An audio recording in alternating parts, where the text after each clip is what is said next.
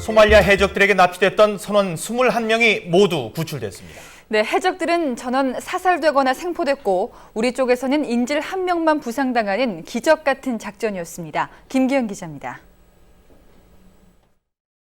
청해부대가 피랍된 3호 주얼리호 선원들에 대한 전격적인 구출 작전에 돌입해 한국인 8명을 포함한 인질 21명을 모두 구출했습니다.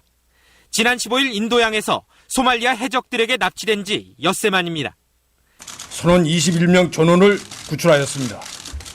우리 청해부대 UDT 작전팀은 전혀 피해가 없는 완전 작전이었습니다. 구출 작전은 해적들의 기지가 있는 소말리아로부터 1200km가량 떨어진 아덴만 해역에서 여명 시각에 맞춰 전격 단행됐습니다. 최영함과 링스 헬기가 위협 사격으로 해적들의 혼을 빼놓는 사이 고속단정 3척에 나눠 탄 특수전 요원 20여 명이 구출에 나섰습니다. AK 소총과 기관총 등으로 중무장한 해적들이 극렬하게 저항했지만 8명을 사살했고 5명은 생포했습니다. 반면 선원과 특수전 요원들은 석혜균 선장이 총격전 과정에서 다쳤을 뿐 다른 피해는 없었습니다. 우리 선박은 그동안 모두 8차례에 걸쳐 소말리아 해적들에게 피랍됐으며 군 작전을 통해 인질들이 구출된 것은 이번이 처음입니다. KBS 뉴스 김기현입니다. 아덴만 여명 작전은 치밀하고도 긴박하게 진행됐습니다. 5시간 동안 진행된 작전 상황을 김덕원 기자가 정리했습니다. 해적들이 가장 피곤을 느낄 새벽 4시 58분 최영함에 대기 중이던 링스 헬기가 굉음 속 기동을 시작으로 작전이 시작됐습니다.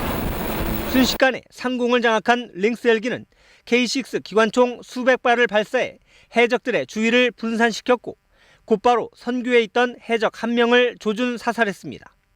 혼비백산한 해적들이 우왕좌왕하는 사이 이미 3호 주얼리호에 접근해 있던 UDT 작전팀은 재빠르게 선교를 장악했습니다.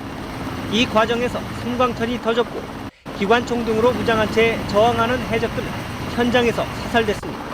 3호 주얼리호는 말 그대로 전장 그 자체였습니다.